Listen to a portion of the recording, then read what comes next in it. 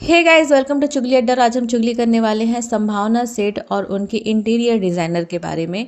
तो हाल ही में, जैसा आप लोग सभी जानते हैं, अगर आप संभावना सेठ को फॉलो करते होंगे तो आप जानते होंगे कि एक न्यू कंट्रोवर्सी अभी उसकी लाइफ में चल रहा है कि उसने एक नया घर लिया है। आई थिंक वो रेंट पर है, जो ऐसा वो कहती है। और उन्होंने उस रेंटल हाउस में इंटीरियर डिज़ाइनिंग करवाई थी, और जो इंटीरियर डिज़ाइनर थे वो कोई और नहीं बल्कि उनके ही फ्रेंड सर्कल के लोग थे। यानी कि जो संभावना सेठ के बहुत अच्छे दोस्त हैं, उनकी कोई सिस्टर वगैरह थी और उनका कोई पार्टनर था। तो उन्होंने कहा कि अगर आप इंटीरियर डिज़ाइनर करवा रही हैं तो हम ही कर देते हैं फ्री में, एज अ फ्रेंड। हमें कोई पैसा वैसा नहीं चाहिए, बस आप हमारा प्रमोशन कर देना, ठीक है, और फिर हम आपका जो है इंटीरियर डिज़ाइनिंग अच्छे से कर देंगे। अब संभावना सेठ ने भी सोचा कि चलो भाई, सस्ते में निपट जाएगा। अगर पैसा लगेगा भी तो फर्नीचर वगैरह का लगेगा, कारीगर वगैरह का लगेगा। जो इंटीरियर डिज़ाइनर इतने सारे पैसे लूटते हैं, एटलीस्ट वो तो नहीं लगेगा। तो उसने भी दे दिया कि चलो तुम कर लो। और आजकल ये इन्फ्लुएंसर्स जो होते हैं वो यही काम कर रहे हैं कि बार्टर कोलैब करना, कोई ब्रांड डील करना, यही सब चीज़ें हो रहा है। घर भी बन रहा है, तो संभावना सेठ ने भी एक अपील करी थी अपने व्लॉग के ज़रिए कि अगर कोई ब्रांड्स हमारे साथ कोलैब करना चाहता है, हम नया घर बना रहे हैं, तो आप कर सकते हो। But I don't think so कि किसी ने किया है, नहीं किया है। तो वो जो इंटीरियर डिज़ाइनर थे उन्होंने अपना काम वाम किया। अब संभावना सेठ को जो घर चाहिए था पूरा तैयार होके, वो चाहिए था अपने बर्थडे के दिन 12 दिसंबर को। बट उनका जो फ्लैट है वो 3 BHK है और थोड़ा बड़ा है, तो वो काम जो है बहुत जल्दी नहीं हो पाया, 1 महीने के अंदर में नहीं हो पाया। उन्होंने कहा कि थोड़ा टाइम लगेगा, और वो घर उनको जो है 1 जनवरी के बाद उन्होंने वहाँ पर शिफ्ट किया। 1 जनवरी से पहले उनको वो घर मिल चुका था, बट उन्होंने शिफ्टिंग वगैरह करी 1 जनवरी के बाद। और 1 जनवरी के दिन ही उन्होंने वो व्लॉग शूट किया, डाला, जो उन्होंने अपना न्यू घर का होम टूर दिया था। तो ये सारी चीज़ें हुई। जब वो नए घर में शिफ्ट हुए तब उन्होंने देखा कि घर का जो पूरा फर्नीचर वगैरह है वो सब खराब है। पहले उन्होंने कबर्ड देखा कि जो कबर्ड है उसमें सॉफ्ट क्लोज़र नहीं है, बहुत सारी चीज़ें उखड़ रही है। वो जो इलेक्ट्रिशियन ने जो काम करके गए हैं, जो बोर्ड वगैरह है, स्विच बोर्ड वगैरह है, वो उस जगह पे नहीं है जिस जगह पे होनी चाहिए, और ऐसे जगह पर है जहाँ पर नहीं होनी चाहिए। ये सब होने के बाद उन्होंने जो है अपने इंटीरियर डिज़ाइनर को इनडायरेक्टली जो है डिफेम करना शुरू कर दिया कि उन्होंने काम खराब कर दिया है, ऐसा वैसा दुनियादारी की चीज़ें। अब इसमें जितनी गलती उनकी इंटीरियर डिज़ाइनर की थी, इस समय में उतनी ही गलती संभावना सेठ की भी थी। क्योंकि संभावना सेठ ने अपने पूरे व्लॉग्स में पूरे 1-1.5 महीने तक यही दिखाया है कि घर बन रहा है, घर जाती थी, देखती थी, ये देखिए मेरा नया घर, यहाँ पर ये काम हो रहा है, वो काम हो रहा है। उसने हर चीज़ दिखाया, और एवरी टाइम बस वो घर जाने के बाद, जो नया घर है वहाँ जाने के बाद बैल्कनी दिखाती थी, वहाँ बैठकर कॉफ़ी पीना वगैरह वगैरह वगैरह। जब आप एवरीडे अपने घर देखने जा रही हैं कि काम कैसा चल रहा है, तो आपने ये क्यों नहीं देखा कि सॉफ्ट क्लोज़र लगा है या नहीं लगा है? आपने ये क्यों नहीं देखा कि इलेक्ट्रिशियन ने अपना काम सही से किया है या नहीं किया है? जो स्विच बोर्ड आपको जिस जगह पर चाहिए उस जगह पर है या नहीं?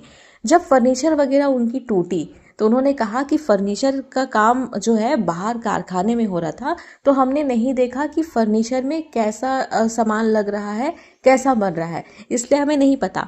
बट जो इलेक्ट्रिशियन का काम है वो तो आपके घर के अंदर हो रहा था। जो कबर्ड वगैरह लगा, उसके बाद जब आपने होम टूर भी बना दिया, तब भी आपने कुछ कुछ चीज़ें तो खोल कर देखी ही होंगी ना। तब आपको कैसे पता नहीं चला कि वो सॉफ्ट क्लोज़र नहीं है? आप जब घर में रोज़ आना जाना कर रही थी, तब आपको कैसे नहीं पता कि जिस जगह पर आपको स्विच बोर्ड चाहिए वहाँ पर नहीं है, और जहाँ पर नहीं चाहिए वहाँ पर है? ये चीज़ उनको क्यों दिखाई नहीं दी? तो ये सारी चीज़ें हुई। उसके बाद जो है उनके इंटीरियर डिज़ाइनर ने एक वीडियो बनाया जिसमें उन्होंने संभावना सेठ के बारे में कहा कि इन्होंने जो है हमें बहुत कम पैसा दिया, 9,40,000 समथिंग। उन्होंने कहा कि इतने में ही तुम्हारा काम हो जाना चाहिए, इतने में ही तुम हमें काम करके दो। तो मुंबई में 3 BHK जो अपार्टमेंट होता है उसके लिए 10 लाख रुपए बहुत कम है, उसमें और ज़्यादा पैसा लगता है पूरा इंटीरियर करने के लिए। बट जब हमने उनसे पैसे मांगे और एक्स्ट्रा जब और काम बताने लगी, तो उन्होंने मना कर दिया कि हमें इतने ही पैसे में काम करके दो, ऐसा उसने कहा। ऐसा उनके इंटीरियर डिज़ाइनर ने अपने वीडियोज़ में बताया, और बहुत सारी बातें करी हैं। अगर उनका वीडियो अवेलेबल होगा यूट्यूब पर तो आप जाके देख सकते हैं। शायद उनके यूट्यूब चैनल का नाम है डबल ट्रबल नित्या। तो ये सारी चीज़ें हुई।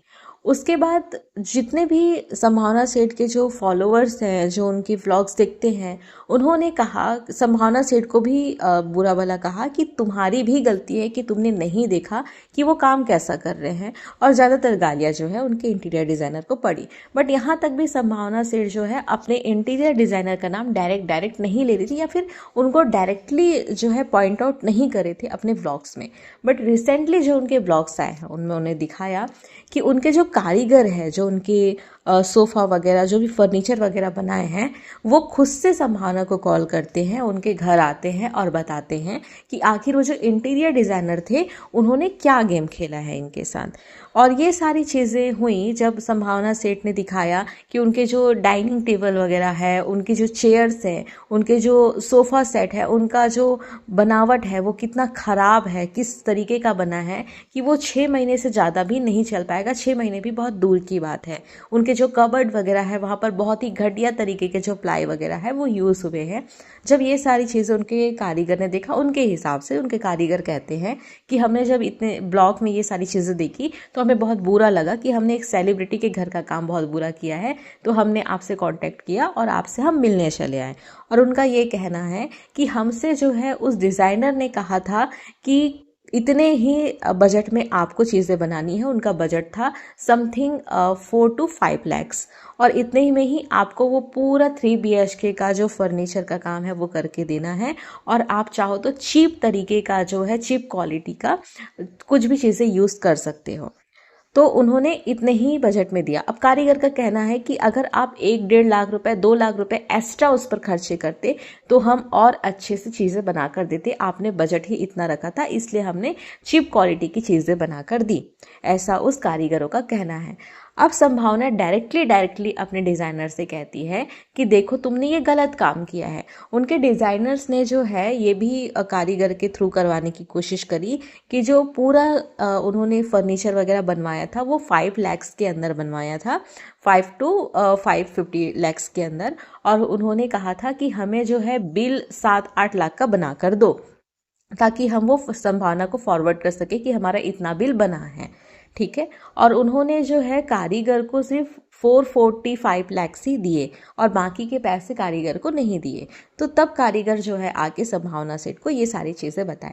अब इसमें जितनी गलती संभावना सेठ की थी उतनी ही गलती डिज़ाइनर की ही थी, लेकिन यहाँ पर कारीगर भी कोई दूध के धुले नहीं है जो खुद से आके संभावना को ये सब बता रहे हैं। ये जो कारीगर आ गए हैं ना ये बोलने के लिए कि हमें बुरा लगा व्लॉग देखकर कि आपका सब सामान टूट फूट रहा है, जो हमने काम किया है हम उसको अच्छे से करके देना चाहते हैं।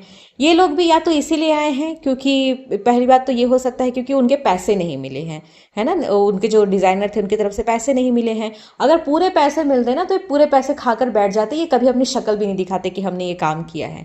अब पैसा नहीं निकला है, उनका पैसा नहीं मिला है तो आ गए हैं अभी ये बात बोलने के लिए।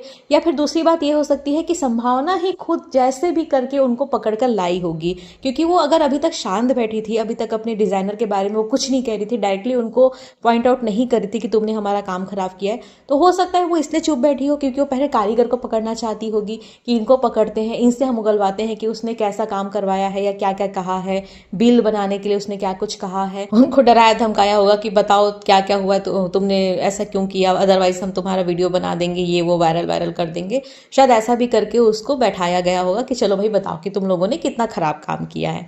तो इस तरीके की चीज़ें भी हो सकती है, वरना वो कारीगर नहीं आते। अगर उनको पूरा पैसा मिल चुका रहता तो वो कभी अपनी शक्ल ही नहीं दिखाते कि हम कौन है, क्या है, क्यों ऐसा कर किए हैं, कभी नहीं बोलते वो लोग। उनको या तो पैसा नहीं मिला है इसलिए आए हैं या फिर उनको जबरदस्ती पकड़कर लाया गया है। आज की दुनिया में हर कोई सिर्फ पैसा खाने ही बैठा है, तो संभावना सेठ के साथ ऑफकोर्स बुरा हुआ है, उसका बुरा कटा है, लेकिन उसके बुरा कटने के पीछे वो खुद ही जिम्मेदार है।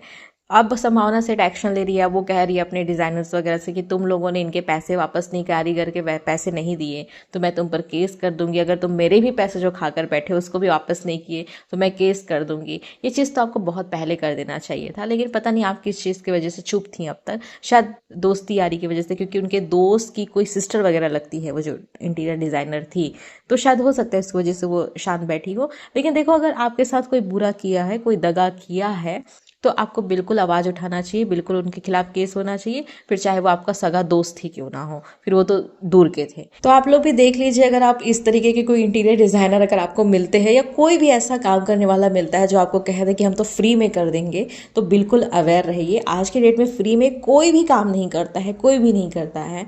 तो और मैं भी एक डिज़ाइनर हूँ किसी चीज़ की, तो मुझे भी जब कोई कहता है ना कि तुमको तो ये काम आता है यार, प्लीज़ फ्री में कर दो, तो मुझे तो बहुत गुस्सा आता है।